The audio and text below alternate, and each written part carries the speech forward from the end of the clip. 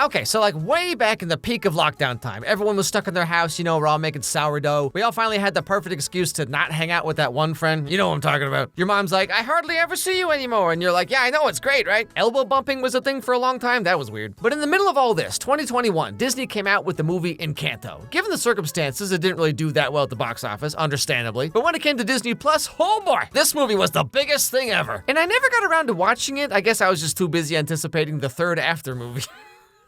You ever just wonder, how any of this was real, by the way? Whatever. Anyway, so Encanto, crazy high scores, everyone's singing the songs, and having done videos about, Wish, Coco, stuff like that, I figured, why not give Encanto a try? So come along, kids, let's take a walk and check it out. But before that, really quick, this video is brought to you by Skillshare. So for 2025, Skillshare wants us all to think of creativity as a daily practice, something you do every day to ground yourself and gradually work toward a goal or purpose. Part of why I even do this whole animation thing instead of just talking to a camera like everybody else does is so that every video I make, I can see myself getting better at something, So when I look back and see how much better I am at doing all this kind of stuff, I get this huge feeling of accomplishment. And so can you with Skillshare. Now, of course, Skillshare has classes about the kind of stuff you'd think they would, like how to animate, how to do motion graphics, but they also have business classes, self-help, productivity classes. There's a lot more here than you might think. So if there's anything you might want help on, like how to take better photos with your iPhone, or maybe you just want to pivot your career into something more fulfilling, or almost literally anything else you can think of, really. And of course you can use Skillshare to level up your career and get into a new industry and all that, but also you could just learn stuff in your free time for fun, Not everything has to be all rise and grind all the time. And sure, you can use YouTube and stuff to learn things too, but you never know if the info's up to date, or is the playlist complete? You finish part 4, then it goes to part 7, and what are you supposed to do? So if this sounds interesting to you, guess what? The first 500 people who become Skillshare members using my link will get their first membership month completely free. You literally have nothing to lose. So click my link down below and get creative today. Okay, back to the show. This is where our magic comes from? Mm-hmm. This candle holds the miracle given to our family. How did we get a miracle? Now, the story goes that the girl who would become the grandma of this main character family had to flee her home with her husband during the Colombian Civil War of the early 1900s. She had just given birth to triplets, mind you, and okay, it's been a while since I did Punnett squares in school, but how did these two make a red-headed white kid? And though many joined us, hoping to find a new home, we could not escape the dangers. And your abuelo was lost. And somehow that translates into this candle thing creating a magical sentient house where the widowed future grandmother can live and raise her family in safety. Until, of course, the AI program controlling the house gets too smart and realizes that actually it's humanity that's the real problem. And because of this miracle, 50-something years later, all her descendants have superpowers. Hey, what's magic gift happen? My cousin's ceremony is tonight. What's his gift? We're gonna find out. What's your gift?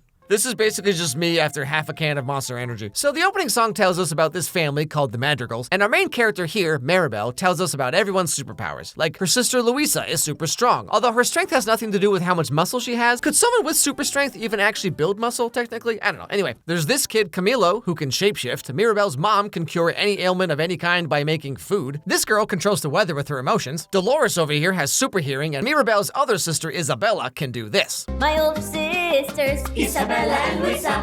One strong, one graceful, perfect in every way. Isabella. Wait, I'm sorry. Hold on a second. Some of these powers seem a little better than other ones, okay? This teenage kid can shapeshift, which is gonna get so weird so fast. Mom, Camilo turned into Sydney Sweeney again. Really? We're still doing this? Shut up, it's who I am, okay? And the mom can cure cancer with oatmeal? And then this girl does what? Farts out flowers? These are not the same. Also, I think it's kind of funny how right out the gate, the movie just tells you one of its biggest flaws, which is that there's so many characters, most of whom do not matter whatsoever. Wait, who's a sister and who's a cousin? There's so many people. How do you keep them all straight?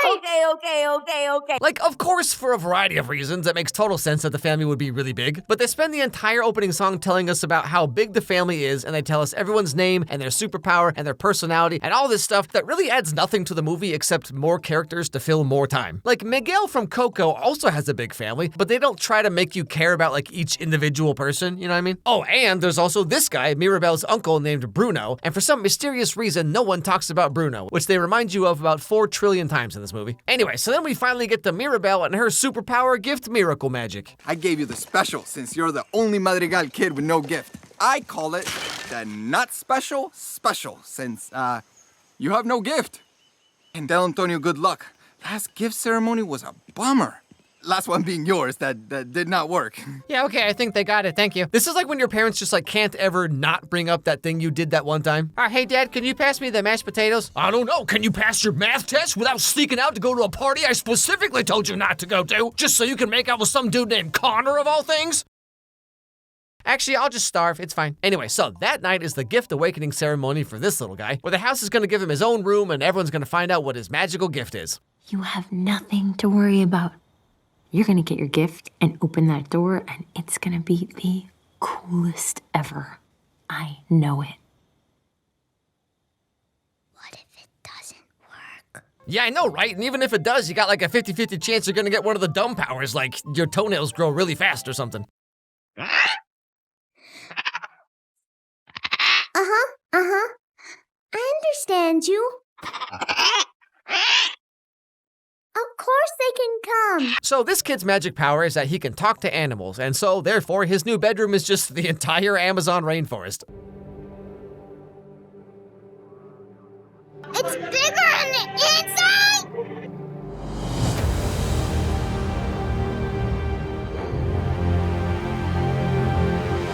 Now, seeing this, Mirabel's having some feelings because, as we established, she has no gift. So, she always kind of feels like she never really belongs in the family. Like, they don't even put her in the family photos. Sorry, idiot, superheroes only. And so, now seeing this little guy get his superpower, it just reminds her that she'll never truly fit in.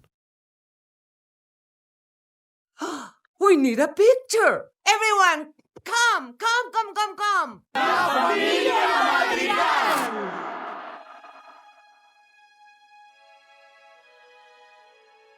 But of course, everyone's always telling her that, like, she's still part of the family and her gift is being a good friend. I wish you could see yourself the way I do. You just healed my hand with an arepa con queso.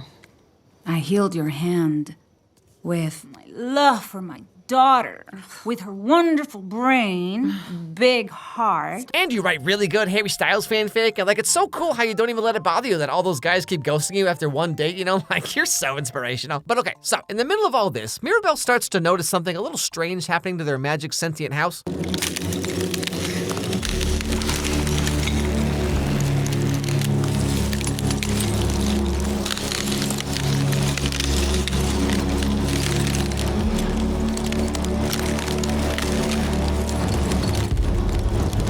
Oh my goodness, the house is falling apart. Whatever could this mean? So Mirabel asks Dolores, who tells her to ask Luisa, who might know something, apparently. Why would anything be wrong? I'm totally fine. The magic's fine. Luisa's fine. I'm totally not nervous.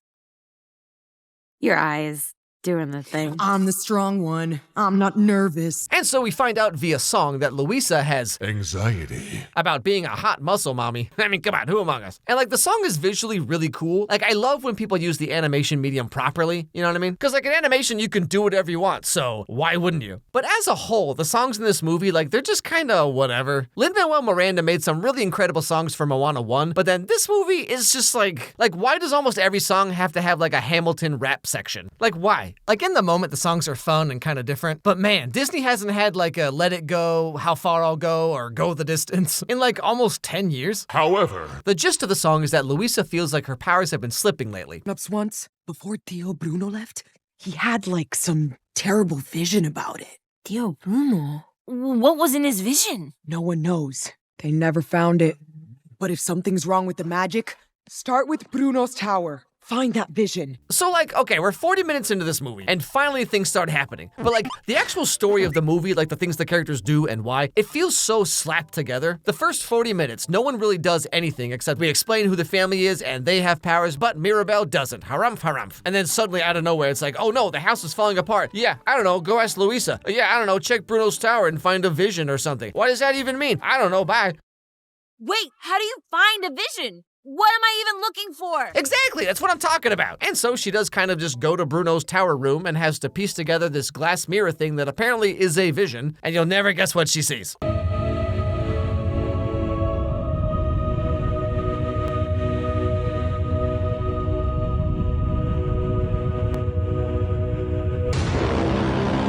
And so, keeping in with the spirit of the slapdash storytelling of this movie, Mirabel doesn't really know what this means, so she takes it back to her room. But then at dinner that night, the rats and raccoons come out and they piece it back together, and then, SpaghettiOs, the dinner is ruined by wackadoo zany antics.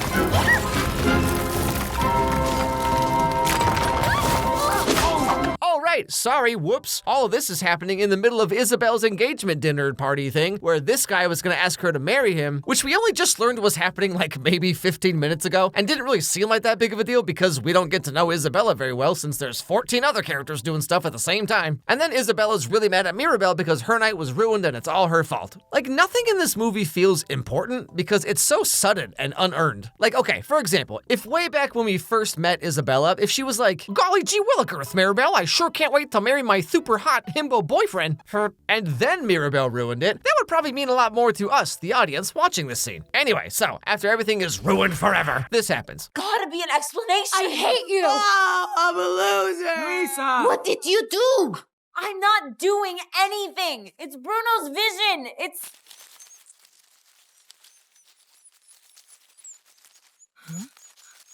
Now, when a bunch of rats steal your magic vision mirror, you gotta go after them, right? I mean, that's what I've always said. And so, in following them, Mirabel stumbles onto a very interesting certain little someone.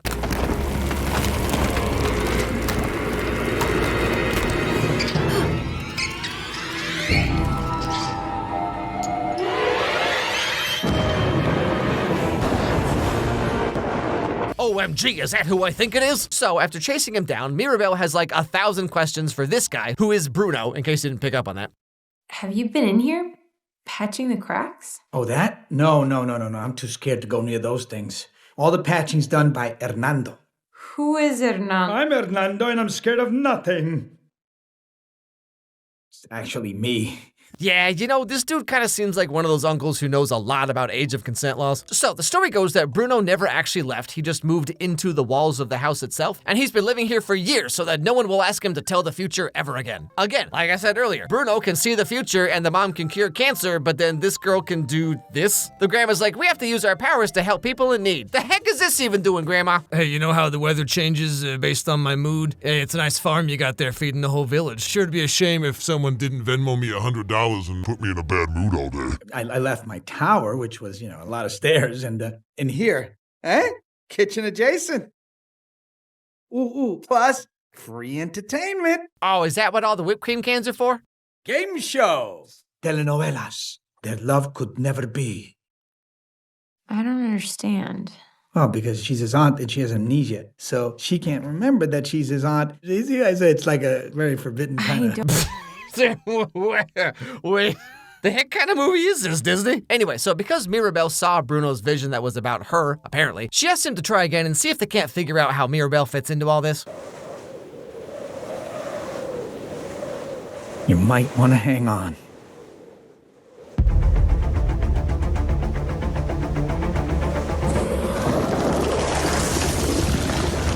Yeah, I see some kind of horrible terror coming in the future. Something called Imagine Dragons? Embrace! To make the candle bright, you have to embrace her. Embrace who? Oh, almost there. Who is it? Almost there. Oh, I got it. Isabella! Yeah, so the big vision of the future about saving the house and saving magic and whatever is that Mirabel needs to be friends with her sister. So she goes to do that. Everything was perfect. Abuela was happy. The family was happy. You want to be a better sister? Apologize for ruining my life. Sorry.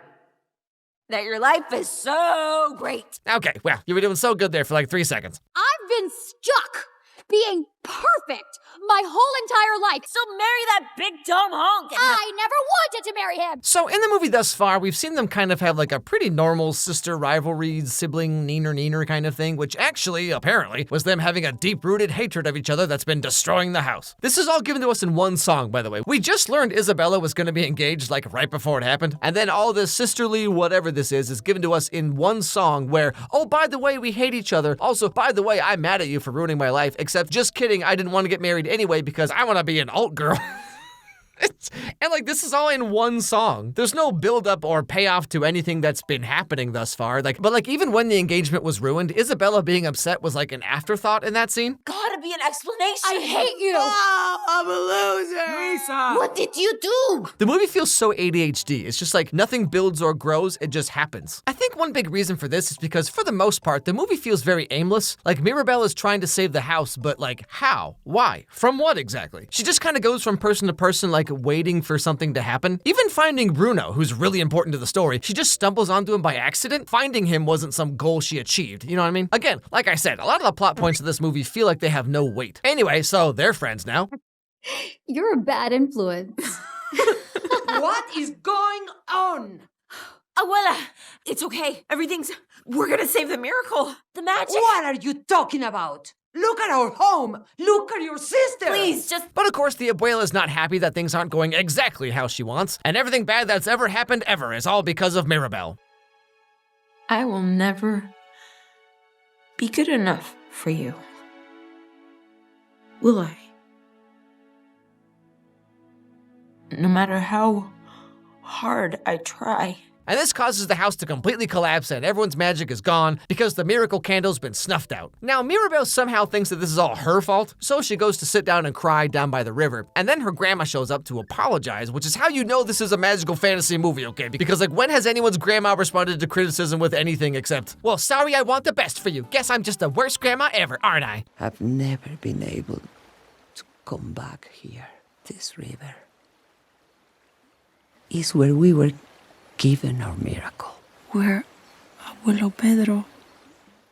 I thought we would have a different life. And so then the abuela recounts the same story they already told us at the beginning about how the miracle came to be and how important it is to her and why this kid looks like the mailman. To be fair, I think this is a really interesting setting for a movie, especially a Disney movie. But I guess I just wish it played more into the movie itself and not just like a backdrop to explain why the grandma is the way she is. Which kind of brings up another reason why I think the story in this movie falls really flat, for me at least, is that there's no actual villain at all. There's barely even an antagonist until like the very end. And even then, the grandma is the bad guy because she just cares too much, which like, okay, Disney. Whatever happened to real actual villains in Disney movies? Like, you can have a sympathetic villain who's still an actual villain, okay? Disney used to be really good at that. Anyway, so after talking things out for a while, Mirabelle and her grandma are best friends.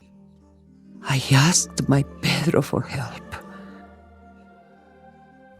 Mirabel. He sent me you. And so the end of the movie is the whole family coming together to rebuild the house, magic or no magic. And in so doing, the relationship is repaired. And everyone apologizes to each other for all the wrongs they've done. You know, like, hey, sorry I emotionally traumatized you and gave you parental attachment issues for the rest of your life. Oh, it's fine, don't worry, it made me really funny.